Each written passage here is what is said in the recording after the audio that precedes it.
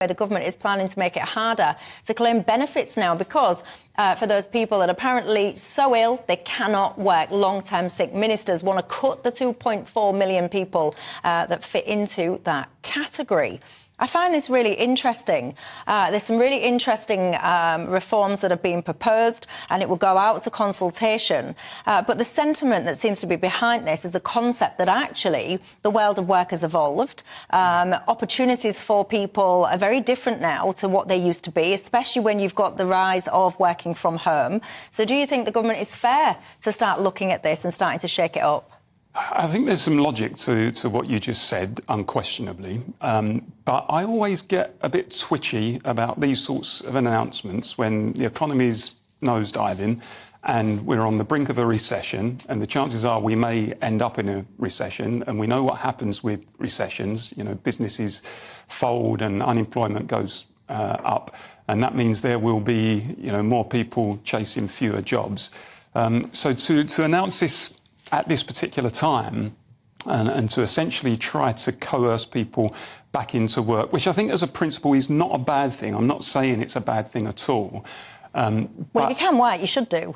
Well, actually, if you can do, you don't have to, as long as you've got the means to sustain yourself. But if you can work and you choose not to, then some would argue, including me, you shouldn't be able to make a choice to live off the state. Well, I think, clearly there are some people who shouldn't be under pressure to work. You know, mothers, for example, people who want to stay at home and bring up their children, or fathers, for that matter. People who are sick, people who are elderly. You will always have a body of people in the country who you would not expect to go out to work, and where necessary to pay them benefits. But I don't disagree with the principle that, you know, people can't expect generous benefits if they themselves are not prepared, if they're fit and able to work and there's no cause for them not to, and they choose not to, then obviously they would have to pay a price for that. I don't have a problem with that. But the timing for me is probably wrong, simply because of the economic situation we're likely to find ourselves in. I think there are other things we can do, by the way, to encourage people back into work. Like it shouldn't what? just be the big stick.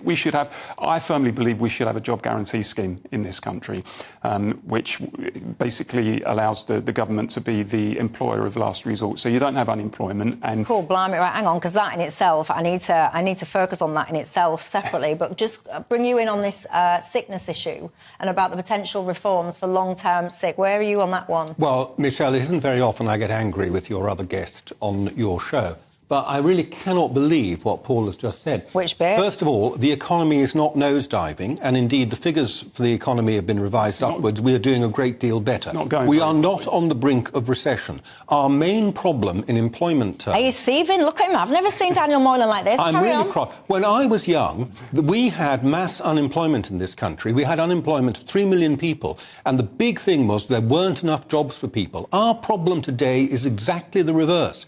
We have completely full employment. Anybody who wants a job in this country can get it. We are so short of labour, we imported 600,000 people last year, which is a scandal, frankly. And we've got, and you're telling me that somehow we're on the brink of a recession. We have people, 2.4 million people, who are on long-term sick. Now, in terms of substance, what to do about it, I mildly agree with you. Daniel, no, I'm going to finish. I didn't interrupt you. He's going to tell you, Embery, whether you like it or not. In a civilised society, people who genuinely can't work should be supported if they need that support. Of course that's the case. But we've seen these numbers double. The number of claims is doubling. And it's absolutely right for the government to say, especially with the new opportunities that Michelle mentioned, working from home and things like that, should say, is it really the case that you cannot work long term? Is it not the case that that you are capable of some form of employment? Because there are plenty of jobs out there. We are not living in a world of unemployment. We have got sluggish growth. We have got interest rates going up. We are full employment in this country and a desperate shorter of labour. We know what it means when interest rates go up in terms of the impact on investment, the impact on productivity. Yeah, people invest more when interest rates go up. There are still economists out there who do think it's likely that we may tip into recession. You may not. You've got a dog in the fight. I accept that. But nonetheless, there are people who think it is a stark possibility we could go into recession. And we know what happens in recession. We get into that vicious cycle. We're not in recession. No, that's not what I said. Would you address my main point, Paul, which is we have a massive labour shortage. I said there is a danger. You're talking about the threat of great unemployment address his point in the here and now. With the economic situation that we are potentially confronting, with higher interest rates leading to unemployment, leading to businesses folding, leading to a lack of investment, that could tip us into recession. Yeah, but hang on, because you're projecting. Hang on, you're projecting now. He's asking you in the here and now. If we tipped into recession, the effect on employment is that, first of all, you could say, well, we won't have another 600,000 immigrants. There'd still be plenty of jobs for people in this country. We can have that debate, but look, the truth is there is no shortage of work for people who want it. When it comes to many people in work, we have got hundreds of thousands of people, possibly millions of people now, working in the gig economy, working in precarious, transient employment, which has got no security for people on 0 hours contracts and things like that. So when you talk about full employment, we need to have some perspective in terms of what that means, in terms of what millions of our people are doing, and in terms of the jobs that they're working in. But a lot of people want to do those jobs, by the way, those flexible working jobs, because it fits around their lifestyle. Well, some of them anyway, do. just before I go down a tangent, what are you on about this jobs guarantee scheme? I think we need a job guarantee scheme, which a number of economists have called for. It's been trialled in other countries, where you essentially have the government as the employer of last resort. We know the evils of unemployment. We know what it can do in terms of the impact on the economy. We know what it can do in terms of the impact on people's private lives, family lives, etc.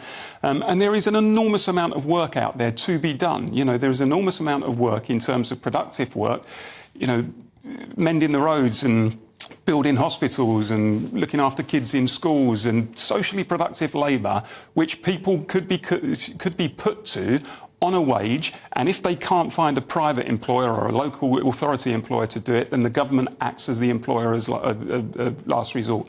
And you deal with the problem of unemployment, and ultimately... It's a brilliant distraction, because we do not have an unemployment problem in this country.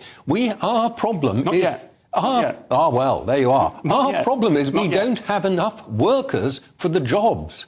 Well, do you concur with that? Because I need to go to the weather in a second. Do you agree with this point that you've got a surplus of jobs and not enough people that want to do it? You've got this massive rise now in people that sit there and go, hang on just a nanosecond, I've realised now I can get money for sitting on my backside. I am not detracting from people that are genuinely ill and cannot work, or disability or whatever, but there are definitely a group of people in society that don't want to work, and actually quite like their life as it is, living off benefits. Look, and I'm not, lest I be misinterpreted here, I'm not for a second defending that. I would not defend... Sound a bit soft to me, Paul. No, I would not defend somebody who was perfectly capable of working, had no good reason not to work, but still demanded generous benefits because they chose not to work. No, I'm not defending that person, and I wouldn't support that person, but it needs to be carrot and stick. You need to give people good jobs, well-paid jobs, and coerce them back to work that way, rather than taking a big stick approach. There's so much to unpick here. I'm going to use a big stick on you in a minute if you don't shut up, because I've got to go to the weather.